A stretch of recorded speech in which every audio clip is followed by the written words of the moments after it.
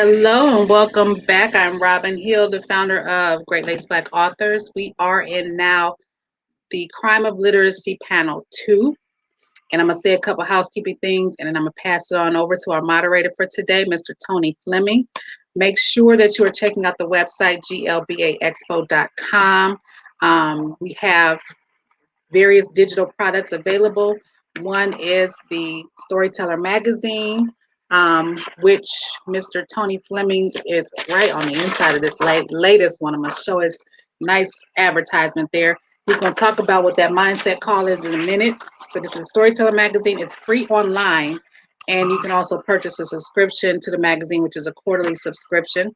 We also have the Authors Expo. No, that's on there. I'll say that in a second. But the Authors Directory, which you can become a member of, to become a member of the Great Lakes Black Authors. And in that, you get some discounts. You also get opportunities when people inbox needing speakers or needing presenters or whatever they might need, they inbox the organization. That information gets sent back out to you as a part of the organization. There is the expo going on now with the conference. And there should be a tab in the conference atrium. That room, Author Expo, go in there. You'll see some authors who have set up their virtual booths. You can catch their trailers. Some of them have just videos where they're talking to you. So some of them have discounts. So you want to go over to the Author Expo and support the Black authors who have put their information out there for you and participated in this year's conference. That being said, I think that's all I got to do for now. I'll pop back in at the very end if there's any questions in the chat rooms to help with the moderator. And I'm passing it on to you, Mr. Fleming. You can introduce yourself. Thank you, Robin. My name is Tony Fleming. I'm actually out of Atlanta, Georgia. My whole life I've been, you can look behind me, see I've been reading books, and books have literally changed my life. My background, I worked in corporate America for about 10, 11 years. I attended Jackson State University in Jackson, Mississippi. And then I moved to Atlanta. And when I worked in corporate America, I was introduced to, a guy by the name of Earl Nightingale, which was an audio. My sales manager at AT&T gave it to me. And when I listened to Earl Nightingale, it literally changed my life because he talked about things that I had really thought about, but never really heard anybody else say. But when I heard Earl, this was back in the day on a little cassette tape, and he was talking about mindset. He's talking about all kind of things, that how you think and your paradigm and things of that sort, that opened me up more to just life in general. So about a year later, I got me an LLC and I started working a business out of my home. For the last 25 years, that's literally what I've been doing, marketing and working out of my home. But my whole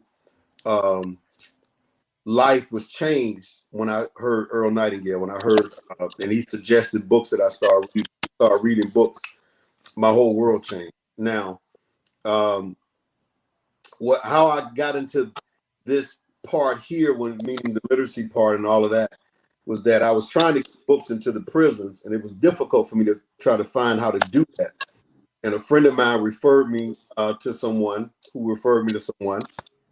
And then, I met Lewis Fields, who actually gave me a outlet in a way that I can actually, set up, start getting books into the prison, or either at least trying to help people who were working on the literacy thing. Now, I want to say this too, right quick, before I jump into what you guys are doing and talk to you guys. I really believe that the average American, if you ask them what literacy is, I don't think they would actually know, because, I'm a guy that went to school, graduated. And if you would have asked me the question, I actually Googled that today and I got it in front of me. It says the ability to read and write. Now, I can promise you this, that most Americans who can pick up a book and read, they think they can read. And that's not literacy, just reading symbols on the page and reading. Most people, I talked to a number of people who open books and they're reading. They say, "I read that book," but did you comprehend it? And I understand now that's really what literacy is not only reading but comprehending what you're reading, so that you can. And so, to move forward here, when Robin asked me to do that, I thought this was great, man, because I believe that it's kind of sad. It's great, but I think a lot of people slow down when they get incarcerated, because I think incarceration, when you're incarcerated, you're moving 1 mile an hour compared to outside where you're moving 1,000 miles an hour.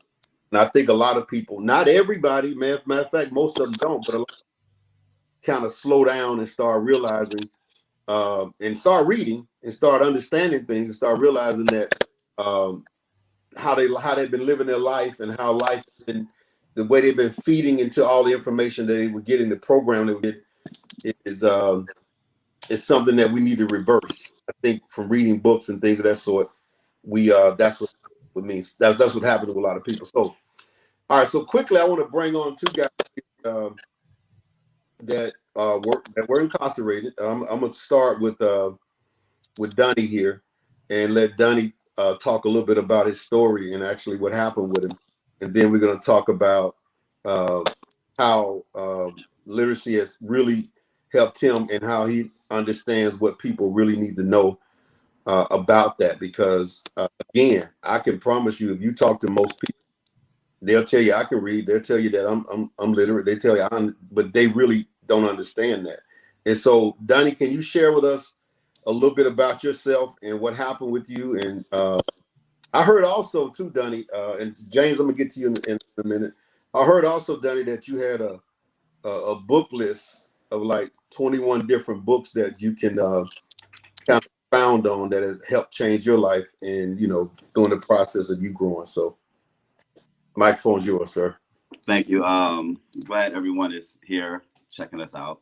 But yeah, like you said, my name is Donnie Singleton. I'm 40 years old. A history about myself is years ago, back when I was 18 years old. By that time, I had went through 4 elementary schools, 2 junior high schools, and 4 high schools. I also failed the GED, went to Job Corps, and attempted to go to night school, all before the age of 18. Needless to say, I definitely know for sure, without a doubt, that I was illiterate. I committed a crime, got into a fight. A young 22-year-old male died, and I was charged with murder behind it. I went to jail. I was sentenced to life in prison. Didn't know anything, and most people that I met at that time, they had been in jail for so long that you kind of see illiteracy written on so many different people, and I was just determined to just try. And going back to the list of books that Mr. Fleming was just talking about, I didn't call it the $1 Million Book Club back then, but I just started reading. And like he said, I was reading to actually comprehend, and it gave me a chance to just get my mind outside of the bubble that I was in. And I actually had a dream and goals to get out of prison before 40 with a life sentence. And I truly believe through me becoming literate and just studying and reading, and it was an ongoing process, it happened. Just a few of the books is The Tipping Point, Blink, Talking to Strangers, Freakonomics, Super Freakonomics, Think and Grow Rich. The list goes on. Like I said, I have. Let me ask you a question real quick. Is it anywhere somebody can go see that? Like, do you have a web page, or can you have it on Instagram or I something? can actually post my book list on my Facebook page after the session is over with. But it's awesome. This book, to show you how impressive this 21 books are, right? While incarcerated, I was incarcerated before before internet got big. I didn't know how to type, obviously. But while there, I actually had made my mind up that I did not want to do labor, knowing I've never had a job. And I actually was able to get out of prison, obtaining 2 degrees, and go straight into a white collar environment, which was perfect for me based off that I had more going on here than I had with my hands. so I thought that was pretty important to me. Can you tell us, out of those 21, what would be your favorite book, or the book that you think you got more information from, or that you can talk to us a little bit about that really helped you out? You know what? My favorite one, it was probably Rich Dad Poor Dad, and even though it was about these two fathers, one was rich and one was poor, and how they educated their son about investing was the main thing. And I took it from a different advantage point. I looked at it from a rich mind state and a poor mind state, and I went from there. And to this day, it helps me make great decisions, because I know I can't come from a poor mind state knowing that odds are stacked against me every single day being African American. Right. I tell you, man, growing up, there's a book, I think it's called Belief, by Dr. God, I can't think of the doctor's name, but he talks about in there that there's a phase between the womb and 7 years old. He calls it, I think it's theta. Yeah. And that's where most of the knowledge or the beliefs that we have is programmed in us, because that is the time that everything is being recorded. And he talks about, if you grew up in a middle class neighborhood or a poor neighborhood, the stuff that was recorded in you at that age, man, you got to go back and get some of that stuff out of you, because you got to think about what you heard in the neighborhood, with things that you heard about money, things that you heard about people, the third things that you heard about. And that came from a mindset, like you said, a mind state of somebody who was already kind of suffering. It was already they hadn't gotten to a certain point yet. So that information was passed down and it was recorded. That, even after that phase, a lot of stuff that we hear, you have to hear it a million times to really get it. But that thing between the wound and 7 is still in a lot of people. And it's amazing that mind state that a person has to change. And the only way I see people changing is books. It's the only way I can see people that can really, if they dig into some of these books that you're talking about and really comprehend them, that they can start changing things. So, but hold that thought. I'm gonna come back to you, James. Are you there? Can you? Yep, I'm here. So tell us your story and what happened with you. Well, again, I just want to say thank you for the invite to this. But I grew up in an educated family. My grandfather, my mother is a teacher. My brother is a doctor. He's the director of some geriatric hospital in New York. I'm unfortunately don't know the name of it, but I got sisters, and most of my siblings are in the medical field, and nurses and things of that nature. So I grew up reading. My grandfather in particular when we would spend the summers at his house, all the grandkids downstairs laughing, playing, and joking, he would be in the kitchen cooking breakfast. And he always had a way of increasing our vocabulary. He would come in amongst the children. He would say a word. He would spell the word, and he would use the word in a sentence or as in an example or whatever. And he taught me, because he saw of the grandchildren, I had an affinity for sports. So at about 5 years old, not only did he teach me how to read a newspaper, but he taught me, when you talk about understanding, that is the key, I think, the comprehension. Anybody can read 100 words, but do you understand what it is? What did you absorb? So he would ask us questions. What do you think about this? Or what do you think about that? But he taught me about expressions and why some people often repeat expressions without understanding the expression being repeated. He would say things like, with age comes wisdom. If you say that to most people, they think, of course, that's a true expression. Mm-hmm. He say, no, with age should come wisdom. And he taught me the importance of words. He said, you see that, how I put that one word in that sentence or that expression, and it changes the whole connotation of the expression. Mm-hmm. But, unfortunately, me, growing up, as a youngster or whatever in Cleveland, we get wowed by what we see, right. So when you see the drug dealer and the guy making all the money and driving a nice car, you gravitate towards that. So, it's nothing at that point, your parents or your grandparents can really say to you that's going to deter you from that, unfortunately, what I mean? And, and all the things they said to me, I had them, but I had to go find out on my own what they were saying, later on, I said, my grandfather was right, or my mother was right, and so on and so forth.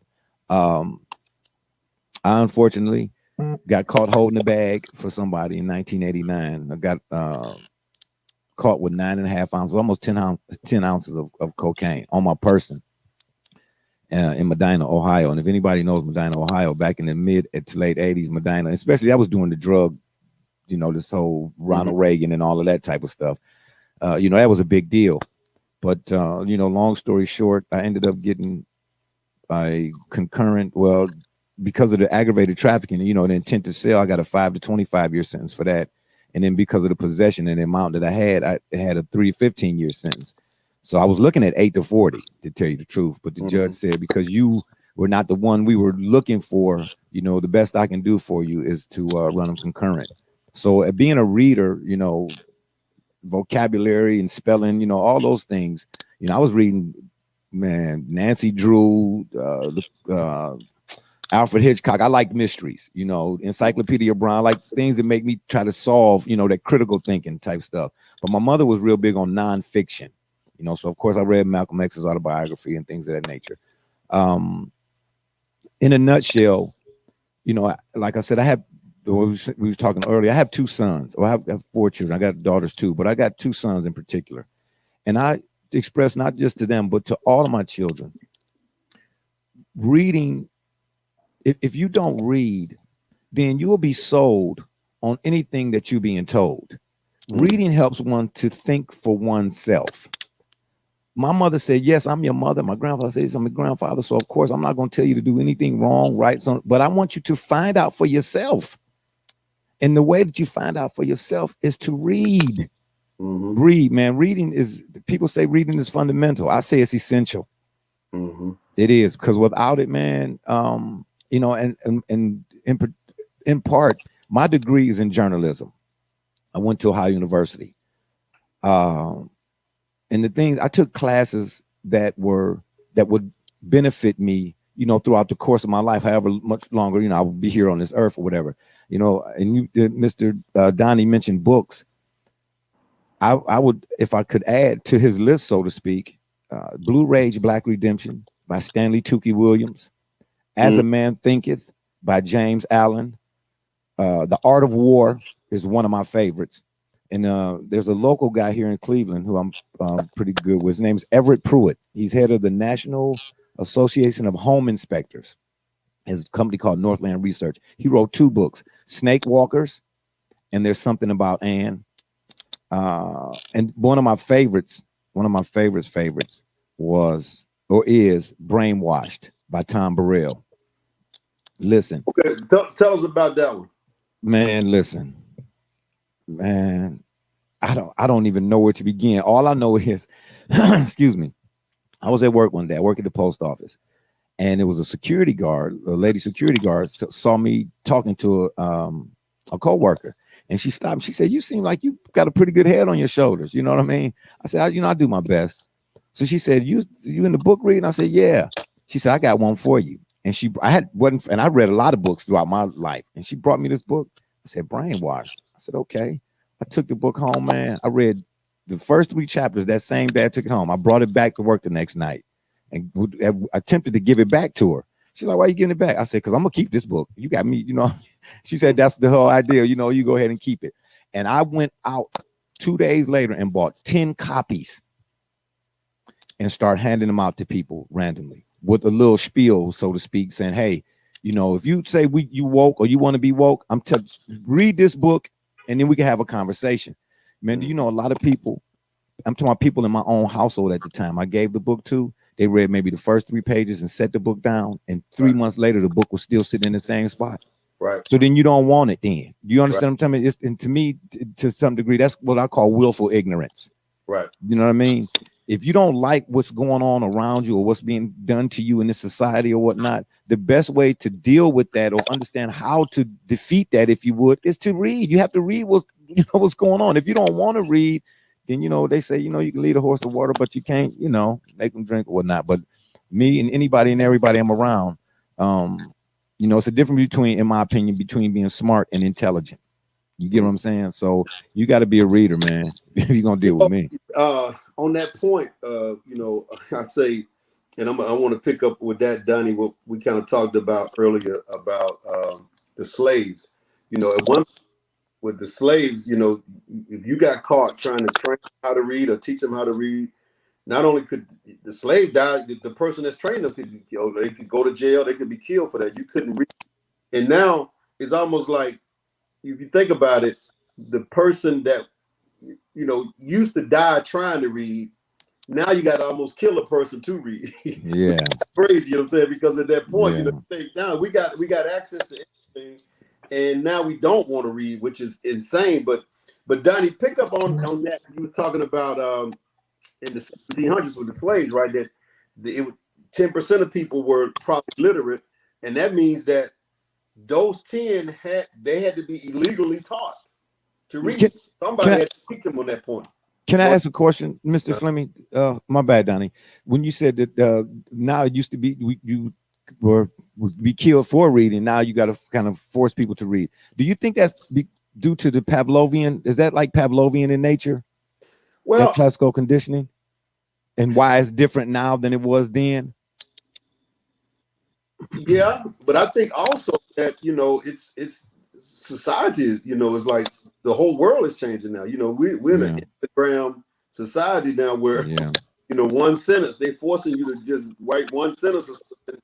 And so it's hard for people to even, you know, my partner and I was talking about that the other day, that, you know, it's like, why is it hard to even pick up the book and read now? Because that's what's being forced on us not to read. And so, that's definitely part of it, which is, and that's why I'm glad we got guys do all that. I hope that everybody that you're saying to these kids growing up, that you know, don't ever stop reading. You gotta, matter of fact, you have to read. You know, it gives you hope.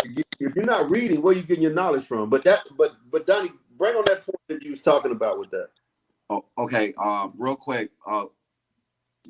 Based off that question he just asked, and when you had answered, I wanted to add this. I believe like reading is like, it's like a fine china dish.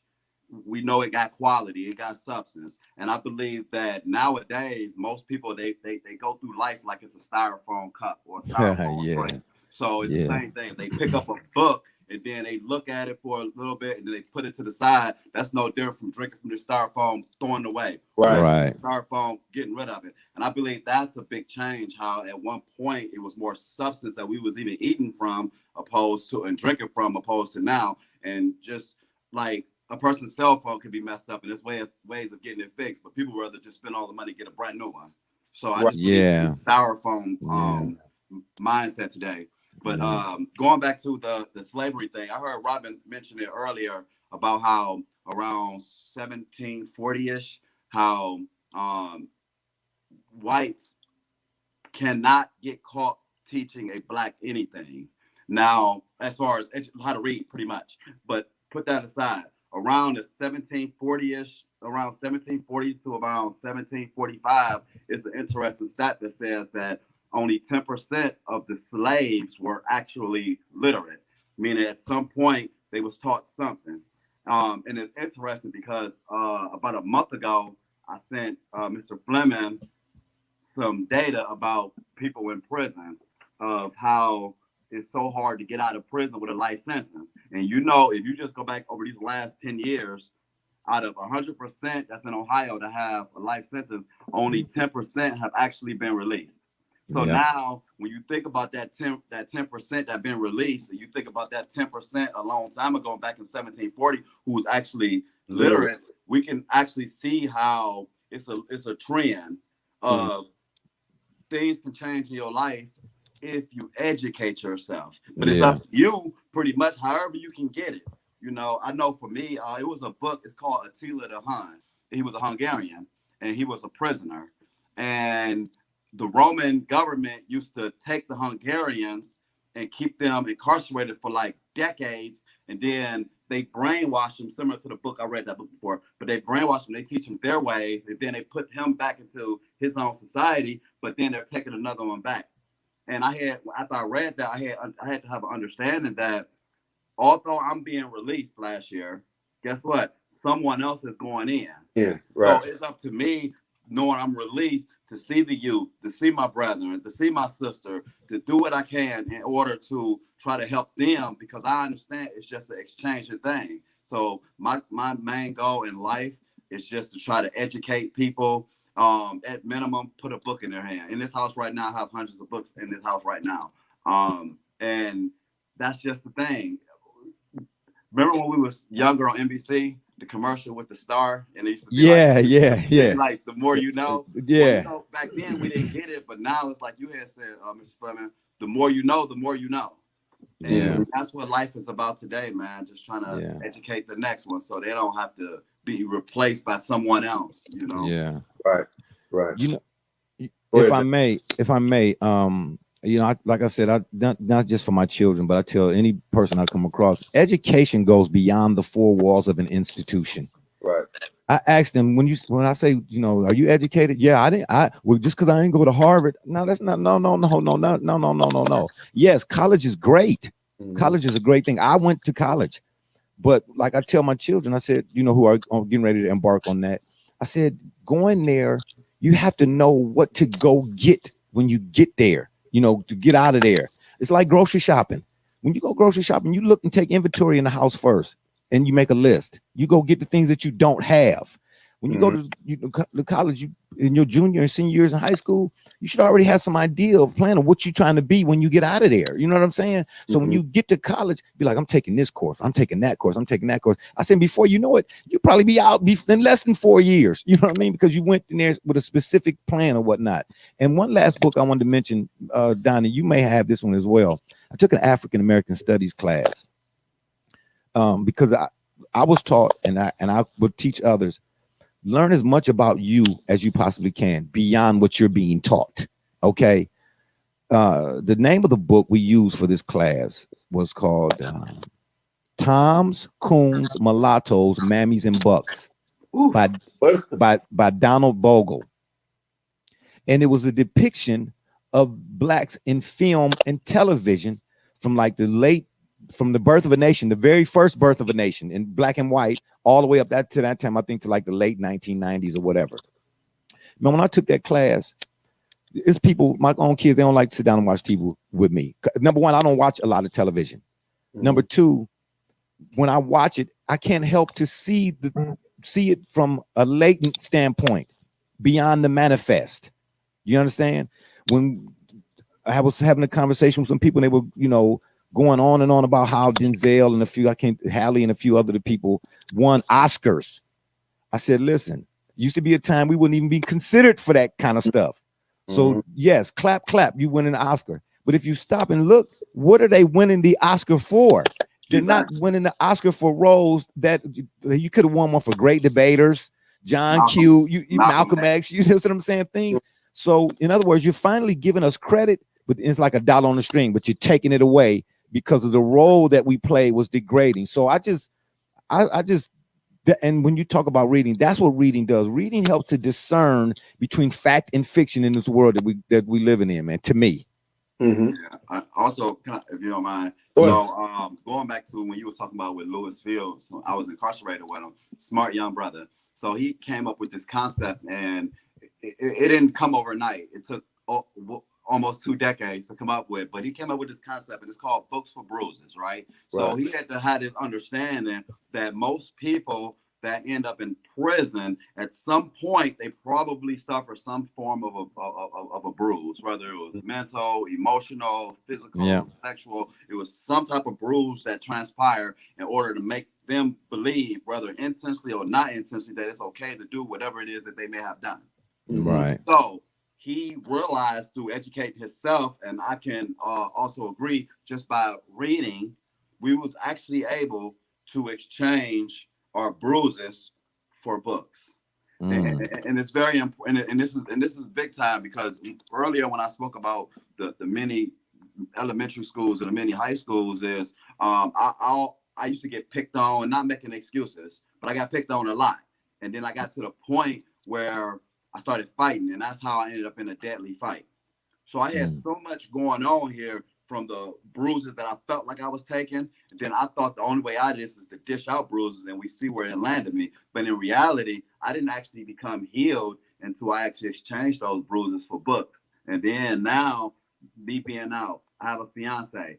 Through books, I understand what a healthy family looks like, what a healthy person looks like, what a healthy work environment looks like. But this was literally through just changing my mindset of reading and exchanging. I believe that in society today, most of us grow up with different types of challenges in life, and the remedy for it all, obviously, we know it's God first and foremost. Right. Secondary, I would have to say, is books. You have to read. Question. And let me ask you this: why do you think in prison that it's still a high percentage that are not reading? Why do you think that they just, you look at statistics, they're coming out of there still not reading, but the facts of probably the 10 but 20% that are, those are the ones you talked about is getting parole. Those are the ones that are changing their life. What is it about reading to most people that just they don't want to do? You asking me? Either one of y'all, both of y'all. Okay. Both of y'all. Go ahead. You want, okay. Go ahead. Because we gravitate to what it's easier to sit down and watch TV or to play cards or to do those things when we having conversations about, yeah, man, when I was out, it's easier to do that. Like you mentioned earlier, when some people pick up a book, to them, it's like German. You know what I mean? It's like a tall task, but for me, man, I used to tell people all the time, man, it's not to debunk some of the myths. Prison wasn't about what it do to your behind, excuse me. Right. It's what it do to your mind. Mm-hmm. Man, you could be and you know this, Donnie, every second is like a minute. Every minute is like an hour. Every hour is like a day. Every day is like a week. So and I did 5.5. So you multiply that times 365. You know what I'm saying? It's slow time. You know what I'm saying? And I was not about to be in there, man, just fighting every day or just, you know what I'm saying? Or just doing nothing. Muhammad Ali said something. And again, I can't help but to reiterate, I'm so big on expressions and breaking expressions down. He said, if a man is doing at 50, the same thing he was doing when he was 20, then he didn't wasted 30 years of his life. Right. We only have one life. And then time. I talk to people all the time about time. It's the one thing you cannot get back. Hey, I'm gonna give you 5 minutes with this conversation. I'm gonna know within them 5 minutes if you're gonna get 5 minutes more. You understand what I mean? I'm not wasting my time. Right. If about something that it's got to. When I come away with a conversation from you, I got to have them gain something. Right. You see what I'm saying? Otherwise, it's don't do me no good. And reading to me is the common denominator. You know what I'm saying? Amongst all those things, man. So I try to encourage everybody I can, but it's easy to not pick up the book. You know what I mean? But to pick up like most devs said, cats can't spell, but they can rock you in PlayStation. So, I believe in prison. Everything you just say, I also agree with. And also, I believe that in prison, it's not the people that's in place, they don't want you to get smarter. Oh, absolutely. So they rather have spades tournaments and domino tournaments and basketball tournaments opposed to open up a book club. Thank you. And then you have certain people who are in there that they're not playing dominoes, they're not playing spades, they're reading. Right. So it takes a lot of self-motivation and being able to actually visualize yourself outside of those gates. A thought that I used to have is I used to think about my present pain, and then I think about the future pain that I'm gonna experience if I never get out of here. And that used to be my motivation to do the tough stuff right now, which is read, become a better speaker, just do everything I can. I told this to Lewis Fields, right? And people thought it was a joke at first. I actually had got a list of the parole board members and their bios, right? This is just 2 years ago. I just got out in 2019. Good. 4 months ago, actually. But I got a list of their bios, and I looked and seen exactly which degrees that they had. The main common one that they all had, they had a degree in something called jurisprudence. So I had to actually take the time because I'm fighting to get out of here. Right. I had to literally go to the library, order books, do everything I can to understand what the heck is jurisprudence. Because I'm talking to a bunch of people and that's what their degree in. In the end, my degree ended up being in communications. But aside of that, I'm putting in so much work because I knew when I'm talking to them, I got to speak their language. And it wasn't about me being manipulative or nothing like that. But I knew that if I speak the language that they believe I'm going to speak based off my skin complexion, based off the fact I've been gone since I was a teenager or whatever, I wouldn't have got nowhere. But I knew if I say some key words that's going to ring a bell in their head and get them an open understanding that maybe that's what my degree is in. But, yes. You know, that's true in anything across the board. If you find out the personality, then you got to speak to that personality. You got to speak to their language. Like some people, personality is they just like to help. So you got to speak to that. Exactly. Right. You know, they like money. You got to speak to that. But right. Who they are, if you speak to that personality, that's just trying to get your point across. You have to do that to make that work for you. I think we got 5 minutes left. I think we had 45 minutes on this. Y'all give your last two. I mean, whatever inputs you want to say at the end here about literacy and how it's helped, you know, what you think that people should do or how it would help individuals to be more literate or whatever point you want to give, you know, just give closing points. Thank you. Can I go first? Go ahead. 3 things I want to say. One, in this country, this is Black History Month, right? Mm-hmm. We've been taught the same Black figures, no disrespect to them, since I was a kid and currently. Right. Who all knows about William Steele, who was just as significant as Harriet Tubman was in freeing of the slaves? But you only know this by reading. Pastor Vernon John. Who knows about Pastor Vernon John, the pastor at Great Abyssinian before Martin Luther King, who was ousted by his members because he was upsetting the apple cart, so to speak, but he was doing so because Black men, young boys were getting murdered. He said something that I'll take with me to this day. He said, if a man is not willing to die for what he believes in, then he is not fit to live. How do you understand and know that unless you read? And then lastly, Martin Luther King himself said, oh my God, we cannot control when we leave this earth or how. But what we can control is what we leave behind. I told my children, I'm not leaving you no car, no money. Do you understand? I'm leaving you something that 100 years, God willing, after I'm gone, my great grandchildren to the 10th will say, who is that on the wall? That's your great grandfather. He built this land. Right. There you go. And I tell you, when you say the same people, I can promise you now. I mean, I just think about how deep we've gotten just this month on Fred Hampton.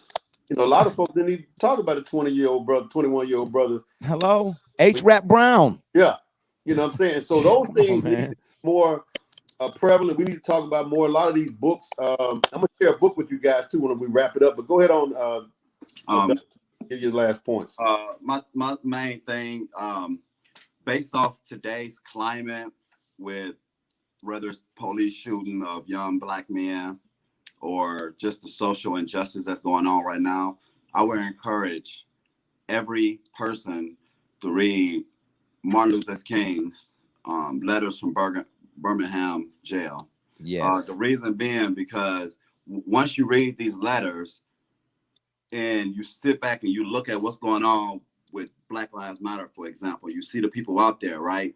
But then you look and you ask, like, is this organized, right? But then you can read these letters from Birmingham jail and you find out that only through reading that Dr. Martin Luther King used to hold workshops on how to protest, how to get your point across, how to make it nonviolent, how to walk in unison. So I just believe that that's a good example for everyone who read that. And then you look at what's going on in society on how large groups get together. You can see the mass difference, but you only go to get this other viewpoint from reading those letters. I'm telling you. Right. His handwriting itself. So I just encourage everyone to read those letters. Speaking of Martin Luther King in Birmingham, you know, I actually grew up in Birmingham. I live in Atlanta now, but I grew up in Birmingham, and there's a guy I want to talk about right quick, and we're going to wrap it up. And I'm sure eventually there's going to be a movie out about this. His name is A.G. Gaston. And the book is called The Black Titan. This is right here. A.G. Gaston, when he died in 1996, he died at 103 years old. And they said that he probably was the wealthiest African American at that time. He died he was worth $200 million in 1996. I actually had a chance to meet him in 1993. He has a bank in Birmingham called Citizens Federal. Not only did he have a bank, A.G. Gaston had 2 radio stations. He had 3 insurance companies. He had 4 or 5 motels. He had 3 or 4 funeral homes. I mean, this is the guy who would get Martin out of jail every time he got locked up. He used to come Yeah. bail him out. Yeah.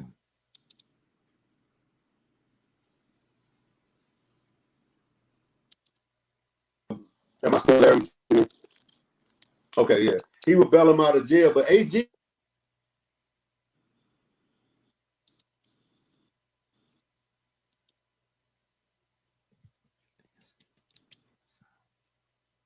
Yeah, I can't hear. Yeah.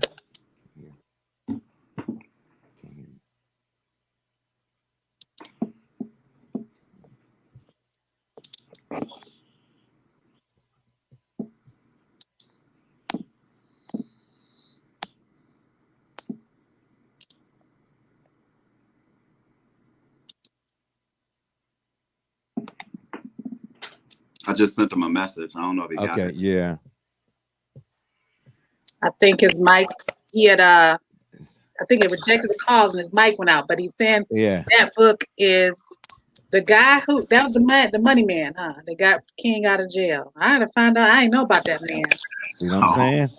Yeah, but there was a few comments, several comments. If anybody has questions in the chat, put them in the chat. There was a few comments, a lot of amening and agreeing with a lot of what you gentlemen were saying. Barbara Shine added that graphic novel formats might be helpful. That's what I told my son too. Hopefully Tony will jump back in here. Graphic novel formats would help encourage reading. And at first I was like, no, I want my son to read books.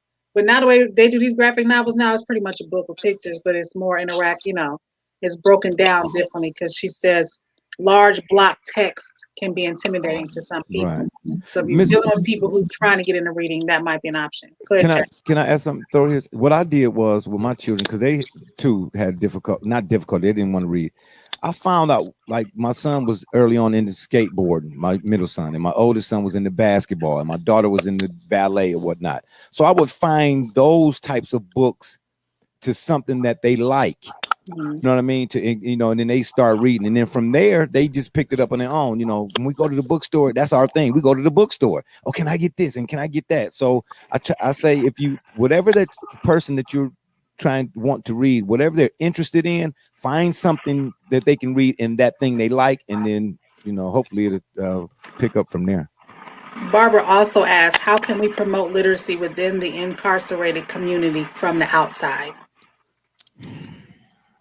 I'll go. I believe that once this coronavirus is over or lifted and they allow it to let speakers go in, I think it's important for specifically the people who was previous incarcerated to come in and be a good example, because obviously you're around thousands of people daily, so many people know you, but when you can go in and tell your story and bring books with you.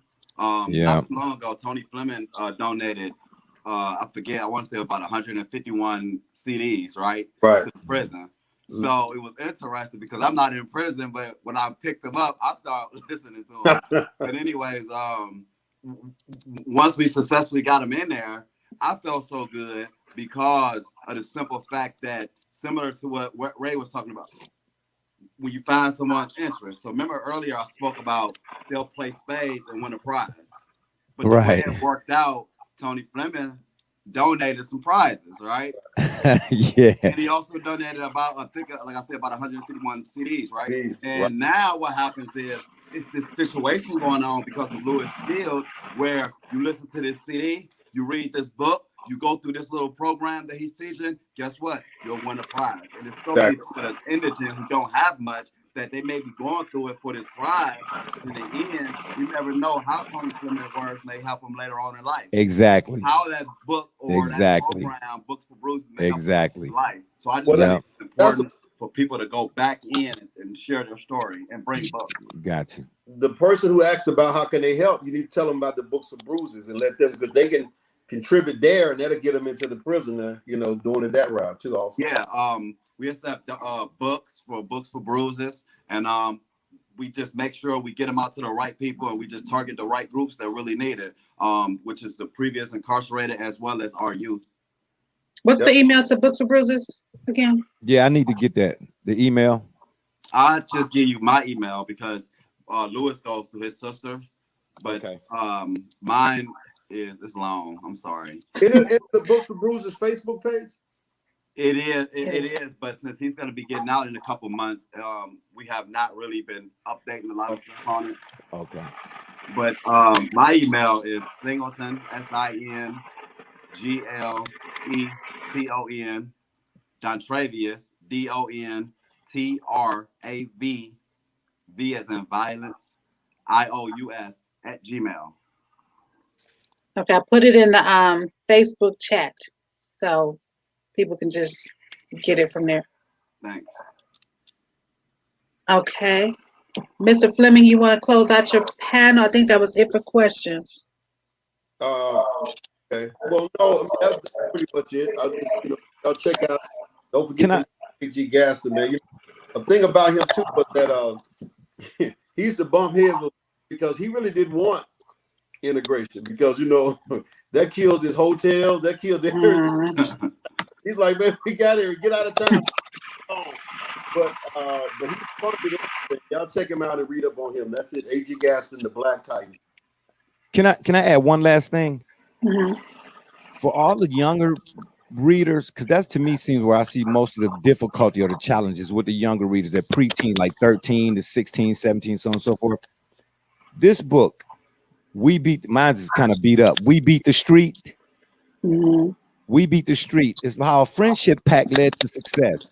Sam, George, and Ramek were three cats. I think they grew up in. It was a New York Times bestseller too. By the way, sorry, y'all might can't see that. Sorry. We Beat the Street, man. These dudes, they all ended up becoming doctors. Okay, that's really all I'm gonna say about it. But to navigate, how they put together this pact to navigate. I read that. Yeah. So I recommend that to any like younger guys, like who's in the it's not in the prisons, but the juvenile detention centers and so on and so forth. I know some people. I sent a couple copies over to the one we got over here through a guy. I think they got an Essence Award. Yeah. Hey man, this is one. This book. This book is cold, man. So, and I want to thank all y'all. It was a pleasure meeting you all today. Miss Robin, That's a pleasure. I'm gonna come get them chicken nuggets. They're gone. They're done. I finished those. But I want to thank you all for doing this panel. I really wanted to remove, the female presence and let you all have a time. So I'm glad that you all talked. You guys gave enough books to create a library. Yeah. We can call it whatever library y'all want to call it, but y'all gave enough books titles to have our own library. That is just amazing to me. Yeah, for sure. Lewis Fields has a column in the Storyteller magazine. It's the hashtag Literacy Matters column. That is his column. So if you subscribe to the magazine or go online and read it for free, you can get information, hear from him. I gave him that. First, it was going to be a rotating thing, but I gave him that column so that, his perspective, he can speak on that literacy piece the way you guys spoke today. That's it for this panel. The next thing, the last session of today, we have an open mic poetry at 3 p.m. Hosted by Jason Blakely, the owner of Poetry is Life Publishing. And there is a full story on him in this magazine as well. This is the conference edition, so most of the topics and they are covered in this magazine, so you want to get that. And check out the expo. In this break, because we have an hour before the next session, please go into the conference atrium on GLBAexpo.com and check out the Authors Expo. Support those authors. They are Black authors who have written books. We have children's books. There's one teenager, a friend of mine, college roommate's son. He's a teenager. He just published his own book. It's a sci-fi book, something about zombies and all that stuff, and it's about to be a series. So support That's the young good. man. Yeah. There's other book, academia books in there. There's nonfiction, spiritual. So check out the expo. Support those authors, and I will see you all at 3 p.m. All right. Bye-bye. All right. Have a good one. Yep. Pleasure. Mhm.